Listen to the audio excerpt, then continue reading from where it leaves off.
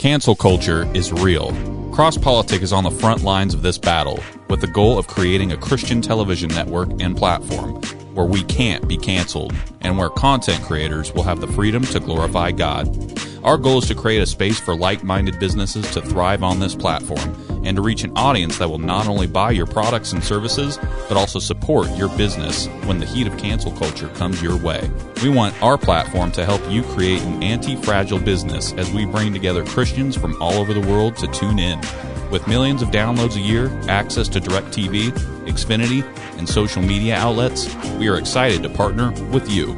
So, if you own a business and believe in this vision, then you need to call me. I'm Garrison Hardy, and I am the business development rep at Cross Politic and the Fight Laugh Feast Network. We are looking for businesses, large or small, that not only have great products and services, but also understand that the cultural battle that is impacting the business climate here and now. I have a background in marketing, and I'd love to help you advertise your business on Cross Politic. Give me a call at 208-792-1290 or email me at garrison@fightlaughfeast.com.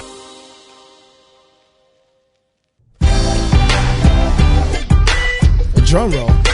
Drum roll. You got it ready? You know what I'm saying? I'll get it. Hey, y'all. Welcome to Cross Politic on the Midweek Fix. Pastor Toby, Chuck Knox, I'm the Water Boy. Good to be with you on a Wednesday. I don't know, but what I don't smell is that beautiful aroma of Cross Politic coffee. That's because somebody didn't order us some coffee. That I usually get. This is my Keurig coffee. That's what that's what I'm smelling. I thought I was smelling sesame seed oil. That's Keurig coffee. Yeah, you don't want that. It's good. You want a sip? You want a sip? No, I like my sesame seed oil and some kimchi. Beware. This show may not be, usual because we don't have the sovereignty roast cranking in here. We don't. We don't. I'm sorry. Right now. I blame it on Knox's daughter. You can't blame Knox's daughter. I did it live too, didn't I? I did it live. That's okay. She probably watching okay. She's like, all right, I know. He ain't getting his coffee next time. You better be careful what you get next time. You better take a couple steps carefully. Your daughter's feisty. Yes, he is. Man, guys, we're looking forward to seeing you in Tennessee. Make sure you sign up for the conference. It's September 9th through the 11th, and we're getting close to early bird registration ending. So make sure you guys sign up before. If you sign up afterwards, it's okay. It'll help us even more. August 9th? Is that the end of it? Is it August 9th? August 9th through the 11th. No. August 9th is the end of early bird. Yeah, excuse me. Yes, August 9th is August early bird. 9th through September the 11th. 9th through the 11th is that. Everything is 9th through the 11th. I need some more Keurig. If you show up the 9th or 11th, that won't help us at all. No. We found a sweet location for Darren Doan's after party. Ooh. Yes. All right. What is it? I can't say yet. Okay. Sweet. I'm still finding out all the details so I don't mislead. But it's a sweet venue overlooking a golf course. Ooh. Oh. All right, I'm going to go share the show. Everybody's on Google Earth now trying to find a golf course. Hey, we also wanted to announce another SWAT talk. Are you ready? Yeah. Oh, yeah. All right. Because otherwise... I was sharing the show. Yeah, I don't like that. Who have we announced so far? Everybody. Okay. I don't know. Darren Doan, Chocolate Knox, Gary DeMar, and the Patriarchy and John Branyan, Comedy as Warfare. Together. Yes. Oh. Together. John Branyan, the comedian. Yes, sir. With Tony and Joseph of the Patriarchy. Yep, that's right. Making sandwiches and whatever that is. I don't know what they do. And turning comedy into warfare. Okay. Comedy as Warfare. They're going to do one of the SWAT talks. Remember, there's going to be 9 SWAT talks. Yep, that's correct. Saturday morning. Yep. And this is one of them, the Patriarchy, John Branyan, Comedy as Warfare. You don't want to miss it. Yep. And we still got a couple more surprise announcements that I'm working on. We can't announce them because we don't know if they're all going to come together yet, but got some surprise. Well, it's getting late in the game, baby. This is how I work. This is how he works. Everybody's sitting here. I would sign up, but I'm going to wait till But I can't hear that surprise announcement. I mean, come on. You can't sign up now? With Theologians? With Vody on critical sex theory? Yeah. Doug on gay pulpits? David Bonson? No evangelical conference would touch those two topics. Well, give them a second. G3's not going to touch that topic. No, they're usually about 10 years too Together late. for the Gospel's not going to touch that topic. Well, you just going Ligonier is not going to touch that topic. Why? Come on now. That's not enough. John Piper came really close. He tried. Sex Supremacy of Christ. Yeah. Really good. Yeah. Good on him. Yeah. All right. Let's get in the midweek fix. So, this past week, the AG of New York released a report on Cuomo. Yeah. 165-page report compromising 179 witnesses. Also comprising. I did that yesterday on the Daily News Brief, and we had to edit it out. I said the same thing, just all over again. But probably compromising. Yeah, that's also probably true. It works. We'll get there. How do I do that?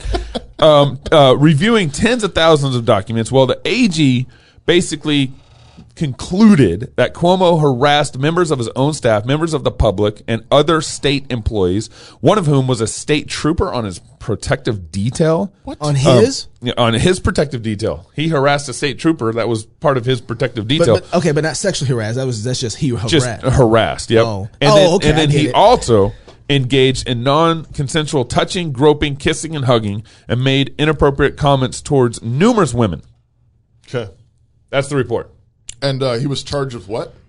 Nothing. Wait, what? Well, the report, I'm not sure the report is getting at any sort of criminal activity. It's not alleging, actually, any sort of criminal activity. Isn't an AG supposed to bring charges? Well, Attorney General? Well, I guess it depends on what the AG was commissioned to do. Isn't the New York government supposed to protect life? Okay. Well, yeah. You want to talk about the Pink Towers now? So here's a question I had: like, how long was this period? Do we know how long within this period was? This is been doing this during his tenure as governor. During his whole tenure as governor, and we're just now hearing about it. Well, no, not one woman cried out until I think the Me Too movement started, and then they started. It was like within 2 years of the whole situation, though, if I remember correctly with her. It was within a 2-year period, and then she finally said something. I mean, this guy is a schmutz. Absolutely. And he should have resigned immediately for being a schmutz.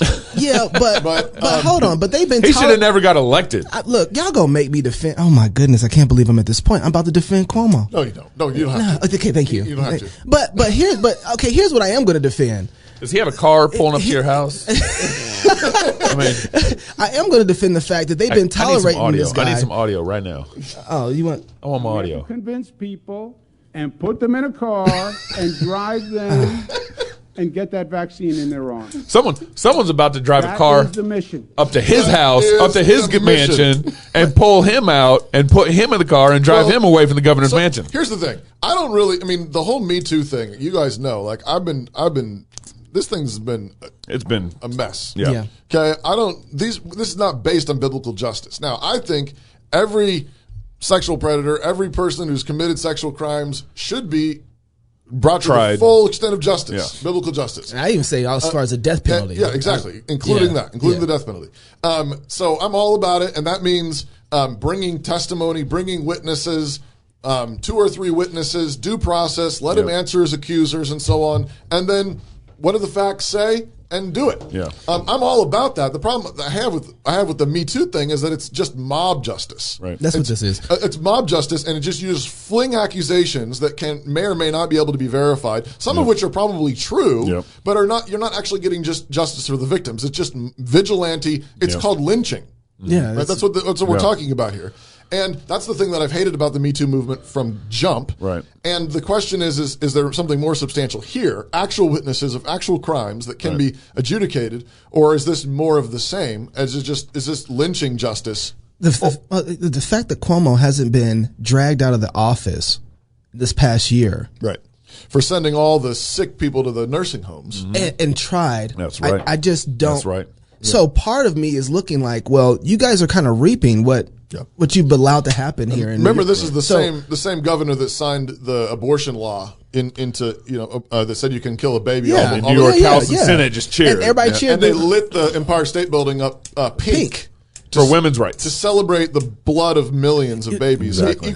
And remember, this was that was Virginia, the governor. Virginia, well, same thing. I mean, they're all the same spirit. Who said you could kill a baby after it's born? Even. Sit on the side until you make your decision. Wrap it, swaddle it up. But these are two false gods somebody wants that seat. His time has expired, and these are two false gods who are going after each other.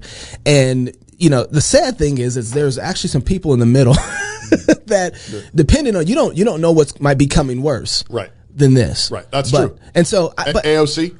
Oh my. Yeah.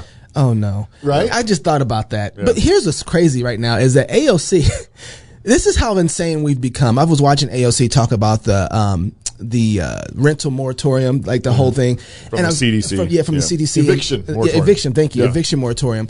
And it was interesting because I was watching her, I think it was on Newsweek, and she made a lot of sense compared to Nancy Pelosi and other people who are in. And I was like, this is a bad state. Right. When AOC is the most reasonable person around right now, making the most sense. Right. And that's just kind of where we're at. So I was thinking about when you just said, well, if she was governor, it's like, that's scary. No, but you're absolutely right. There's no situation so bad that you can't make it worse. Right? Pastor Doug likes to say that. So, and that's the deal. Question for you guys. So, Biden is calling for Cuomo's resignation. As is Pelosi. As Pelosi. Schumer. And then both the New York federal House and Senate members are calling for Cuomo to step down also. And so it looks like the AG report is not really alleging any criminal activity. Right. It's just they're just saying he was just a bad boss and a horrible environment, and he was, catcalling women in his office or something. Right. So if there's no criminal activity, then it seems to me it's like, okay, there needs to be like some sort of trial, not a civil trial, but like some sort of trial in the House and Senate where they kind of weigh the evidence and say, hey, we think you should step down. The job. Well, that's because he still needs an opportunity to defend himself. Well, that's what it says here. It says that the assembly, that they're going to, if he does not resign immediately, the New York State Assembly must accept the Attorney General's findings and begin taking the appropriate steps to remove him from office. Well, but that's not fair. Like he should have an ability to go before the assembly and present his facts. But presumably, in order to remove him from office, you would have to have a hearing. But I don't know. Maybe it's an office. Maybe he's going to put people in a car Yeah. and take him to get vaxxed. I mean, the assembly can do this. They can put Cuomo in a car. So the question is, though, depends on what the New York Constitution says. Right? Yeah. Does he need to resign just because he's going through this process? Yeah, right. Just the accusations of love, are they enough to say, you know what, this is a bad place for our governor to be in? You need to step down.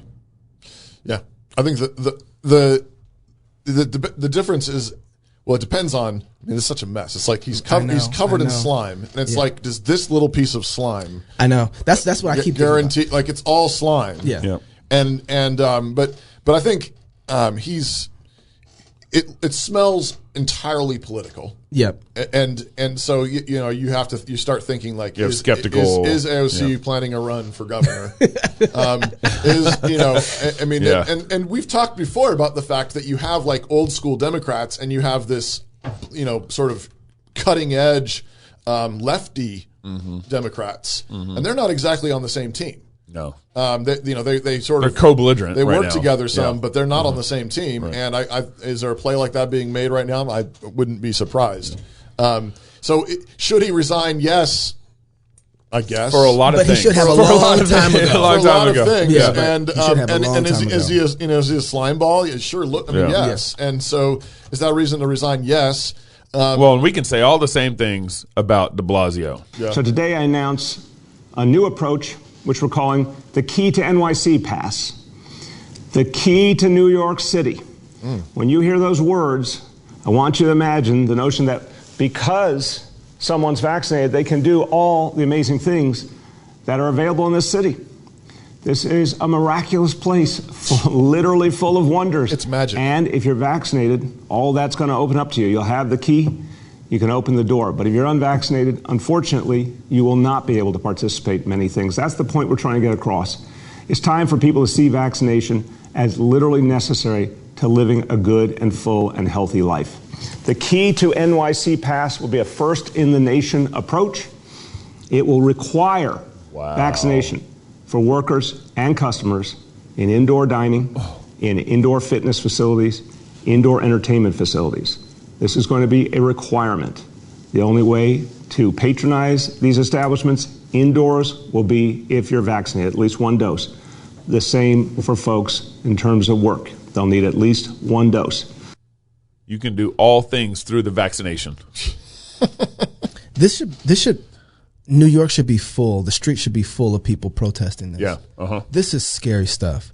This is a turning point in America that should make everybody really afraid. Yeah. And we've been saying it for over a year. Everybody else has been saying it, but this right here is a marker. When they started with the whole lockdowns and they forced you to go in your own homes, people say, "Oh, it's only for 2 weeks." And a lot of it wasn't that bad, right? We're going to be out. We're just trying to crush the curve. Did you just hear what he said? Unless you are vaccinated, and they're doing this for quote unquote Delta variant, which is not as dangerous. Hospitalizations have plummeted. Deaths have plummeted. Yep. They're enforcing this now when all of everything is plummeted. Yeah. It's absolutely absurd. You remember when we had Doug on? Yes, I was just going to during the pandemic. Yep. And Doug said, "This is just kind of stuck with me. The first crime scene is not as bad as the second crime scene. Right. So the second crime scene is always going to be worse than the first crime scene. And we're like in the fourth crime scene by now, fifth crime scene. Yeah.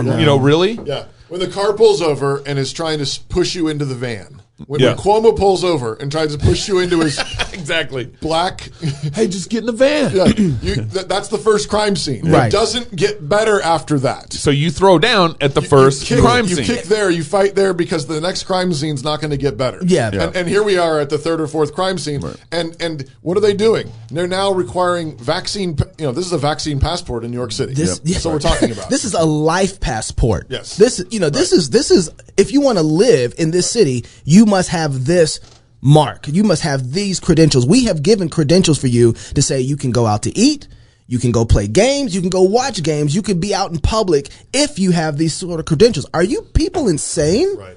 Are you crazy? It's unbelievable. You go through the early 1940s. So you have Hitler and all those things going on there, right? Yeah, that's crazy. You come out of that, you're right into the civil rights movement, right? You're in that. And then here we are, just 50 years removed, 60 years removed, and we're about to do this same segregation thing again? It should be so clear to us that particularly the Democratic Party is just despotic at this point. I mean, just hands down. I think the Republicans have some despotism, we need soft to despotism. Connect these dots, though. You said Nazis, and then you said civil rights. Yeah. And then you said this. And the thing, I want to connect those dots carefully because I think this is the place where the conservatives very frequently have blind spots, which was that, was there a race problem? Is there a race problem? Right. Yes, there is, there has been, and it's been really bad in certain places. Right. But what we did in the Civil Rights, with the Civil Rights Act in particular, there was, I think the enforcing the rights of all American citizens to vote was a good thing. But everything else that went with that, because that was under their jurisdiction. Voting.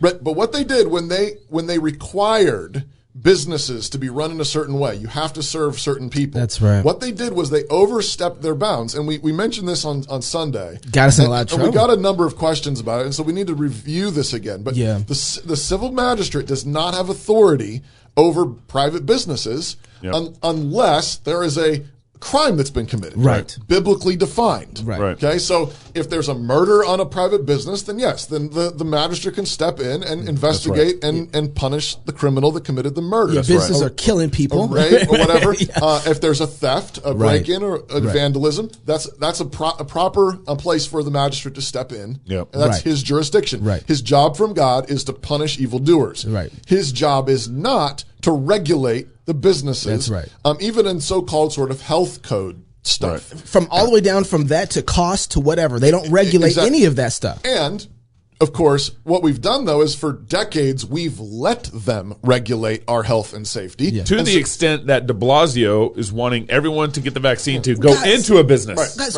why are those businesses not throwing down right now? We have an because eviction. they've been letting the government affect their businesses for decades. We have an eviction moratorium. Right. From the CDC. Do you hear it? Listen, the CDC does not have authority over this eviction moratorium. But it's not Zero, just them. zilch, zip. It's not just them. Congress is talking about this. The Supreme Court is talking about this. Right. The CDC is talking about this. Who are you people? Right. Yeah. Right. Who are you? Yeah. You don't own this business. You don't own my company. You don't own my house. My apartment, my rental. Unless it's a little baby inside a mother's womb. Then you have the right of privacy and you can kill it. Yeah. I mean, that's the insanity here. Right. But this is what God does: is when we reject Him and we reject His word and His designation of sphere sovereignty, of what authorities are over which jurisdictions. It says in Romans 1 that He gives you over to insanity. Right. He gives you over to crazy. We're experiencing that. And now you're like, this is the right to privacy, to kill your baby. Yeah. Yep. And you do not have the right to do anything in your business unless Cuomo says you can. Right. Yeah, and Like that's the insanity. Like this is Pharisaism on steroids. Right? Well, I think it's important to kind of point out just how conservatives, particularly out of any demographic in our country, conservative Christians should know better in all these things. We have the truth of the Word of God. Right. well, but we haven't had. If Scripture is our standard, That's what then they're we saying. ought to know better. We ought to know better. We ought to but know we that don't- we we've don't been read- put in our. Go ahead. We don't read Leviticus, so therefore we don't have any standards. Right. We have no Christian ethic. We have all this theology with no Christian ethic. Right. Well, we say That was Old Testament, though. That's right. That's right. We say Jesus is Lord, and then functionally we mean, but that means I can do whatever I want, and I get That's this right. magic pat on the back because I said Jesus is Lord. That whatever I'm doing, God must want me to do. Yeah. Right. And we talked about this a little bit with Priscilla Giddings when she was on the show, and, Yeah. Right. and we pushed her on it. I Yeah. appreciated her. She was Yeah. gracious, and She was. and she led us, and we had a great lunch afterwards. Yep. But when we asked, what's the biblical justification for you being involved in combat? Yep. It was, I just feel Yep. that this is how the Lord has led me. Yeah. But To be fair, she did, and she said that she also pointed to Jael and Deborah. yeah, She did. right. You know. But again, we need to study the Bible carefully. Yeah. Yeah. The Bible also clearly says that was a shame to the men. Yeah. It was not a glory. The Right. glory went to the woman instead, and it was disobedience on Barak's part. Yep, so that it he was. wouldn't go into battle Yep. without Deborah there at his Yes, he side. was. Yep. That was not how God intends it. And Isaiah says that when women and children rule over you, you're Isaiah under chapter 3. You're under Yep. God's curse. Yep. Yeah. When women and children rule over you, when that's the norm. Was that the Old ordinary- Testament too? Yes. It was Isaiah chapter 3. yeah. Yes, it's also the prophecy of the Messiah is in Isaiah 2.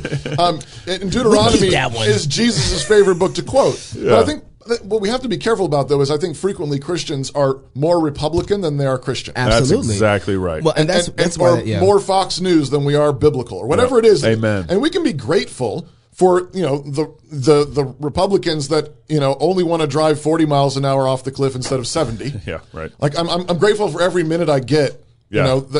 And to be honest, we're already off the cliff, so I'm not. It's like how fast We're Wile E. Coyote. Well, we're like revving the engine. Like I guess I'm grateful for you to rev it not quite as hard. But I just want to go back to what you were talking about with the businesses, because I think that's a really important point to talk about. And this is what Leviticus is actually getting under. Who's in charge? God's in charge. This is God's world. Yes. He makes all the rules. And then there's this hierarchy of everything else that's going he on. gives his authority. He delegates his That's authority right. to particular spheres. That's right. Of sovereignty. Exactly. The church has sovereignty over worship, over discipling the nations, teaching the word, and excommunication. That's right. The state has the authority to execute criminals, Life and death, yeah. and to protect life. Yeah. And that's it. Yeah. And the family has the authority over health, welfare, and education. That's right. Right. That's Economy. And economy, economics. Economics. And business is an extension of family government. Yeah, That's well, good. actually, That's even good.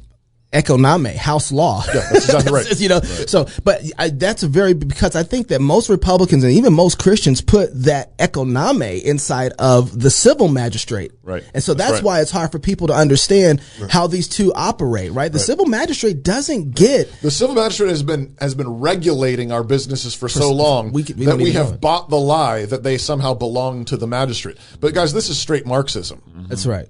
This was Marx's theory, which is that the state would own the means of production, that there would not be private property. And we're like, I don't know, 60, 70% of the way there. Well, and Eviction COVID really moratorium. showed us, because Right. when they said shut down your businesses, everyone shut down their businesses. Well, and then they paid you to do it. So Yeah. they told you who was in charge, and they told you who's employee. It's a slightly more benevolent form of Marxism. Yeah. So here's the. I'm going to turn the corner. You got one more Well, point no, before I I turn think. the corner. I think There's a it's- corner? There's one more corner Well, to go. with the business, unless you were going to go here with the business, also means that there is a certain jurisdiction and allowance for the businesses to make their own decisions about things. Exactly. So, in the same way that the government makes its decisions on life and death and protecting life and punishing Executing, wickedness, so that company can make decisions too on what they decide to do. So if a company decides to say, hey, here at the company, we want our people to be vaccinated. Right. They can choose to make that decision. It is their governmental jurisdiction. Exactly. It may be dumb. It may be foolish. Very uninformed. It may be immoral even. Yes. It may be sinful, but that doesn't mean it's a crime. Yes. Right? I mean, you could have a business that says, you have to do certain things health-wise or medical-wise. Right. And of course, you should be under a free contract. Yep. And you can push back. That's the other thing. And then you can quit. Right. Your agreement with your company is based on certain, quid pro quo, right? And so if you sign up to a company and you they will pay you this much for this many you make that agreement, and we want you to wear red shirts, we want you to wear blue hats, we want you to have your beard shaved off. KKK hat. If a company came to me and said, "Hey, David, you work for us, and when you sign up, we want you to wear the KKK hat," and I would say no. I don't want to work here for you doing that. And if in the process, when I signed up for them, that wasn't something we agreed to, and then they later decided to change their mind about that, I can say, you know what? That wasn't in our agreement anywhere. And so therefore, I'm going to bring a lawsuit against you unless we're going to come to terms in some sort of severance package because I'm not doing that. If you broke your contract. You broke your contract. It should be a free contract between two people. Two individuals. I will give you my labor. I will give you my energy. I will give you my wisdom. That's right. I will work for you. And in you return, will pay me. You will pay me and provide these kinds of working environment. And then if that contract is broken, then there's a breach of contract. There should be an appeal to the magistrate because his job is also in adjudicating matters of justice, enforcing equal weights and measures. Unless you have a Christian brother. And ultimately what we're trying to get at is there's a biblical freedom that we're trying to get at. Yes. Businesses can operate and function under a biblical freedom. And does that mean they can sin? Yes. Right. Including, for example, back in the civil rights movement. If there were businesses were in sin when they said blacks cannot eat. If there were white supremacists who said, I'm going to pay black people less, or I'm not going to let you eat here, or I'm not going to do business with you, then what we should have done is say, that's wrong, it's sinful, but you are within your rights to do that, and watch God not bless it. Let the free market sort it out, because over time people say, I don't want to do business with that guy. And as Christians, we have all sorts of weak links in this reasoning and this kind of this desire for biblical freedom. And you're seeing that recently. You shared the wrestler at the Olympics, the woman wrestler for U.S. won gold. Right. And you shared the article. Mensa Stock. Is that her name? Mensa Stock. Yeah. Mensa Stock. Babylon B wrote not the B, praising her. Right. She's a Christian too. Yeah, I think so. Yeah.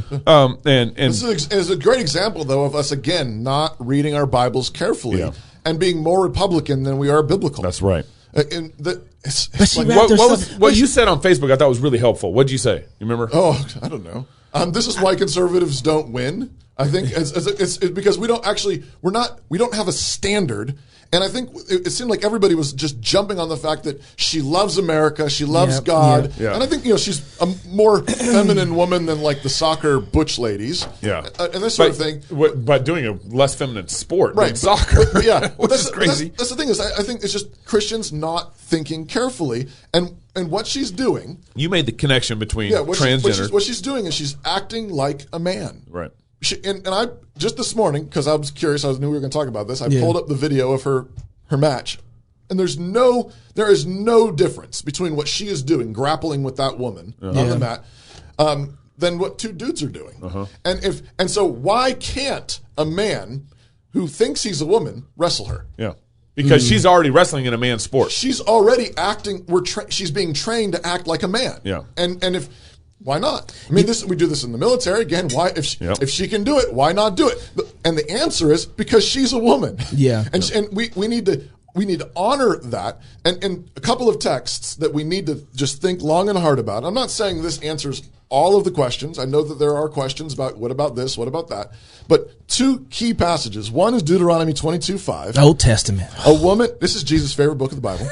He quotes it all the time. The woman shall not wear that which pertains unto a man, neither shall a man put on a woman's garment, for all that do so are abominations unto the Lord your God. Now, first of all, when God says that something is an abomination, we should just sort of like, what's going on there? Whoa, be careful.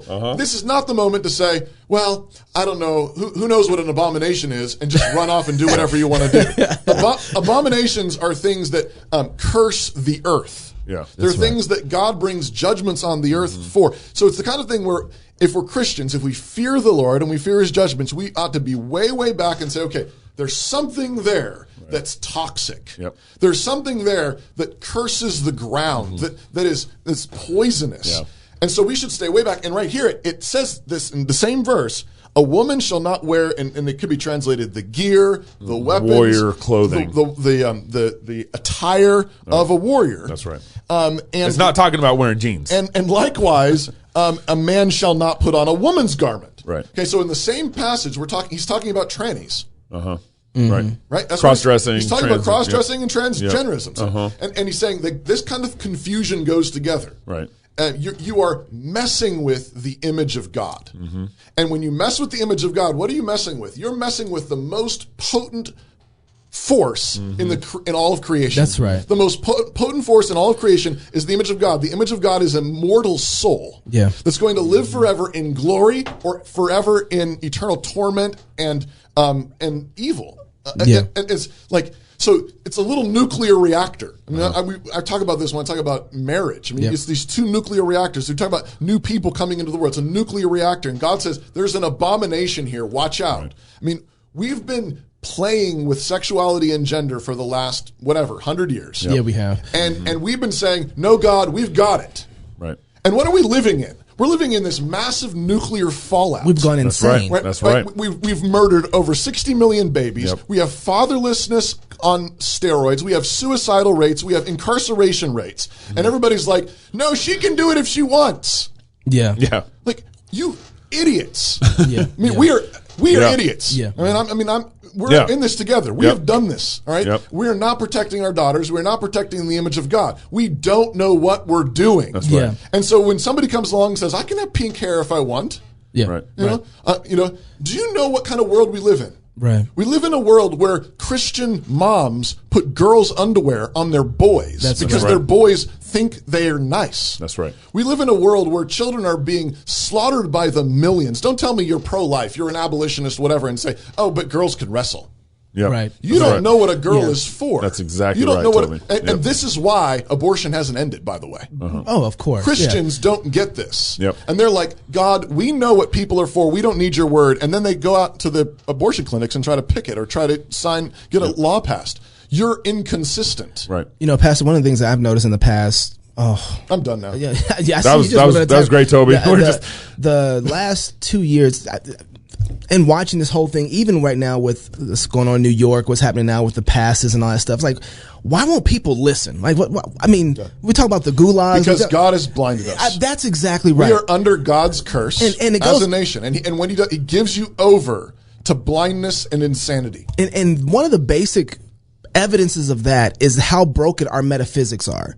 I mean, our metaphysics are, just in what you're communicating, are so broken that even Christians are hearing what you're saying and are like, I don't know about that. Seems a little extreme. Seems a little extreme because they haven't, what we have to do is go back to the very beginning in Genesis and work around what is a man? And what is a woman? What is a woman? And what is a man for? Yeah. And what is a woman for? Yeah. And it's funny because as I've been going through astrology and reading some of the old people who are astrology?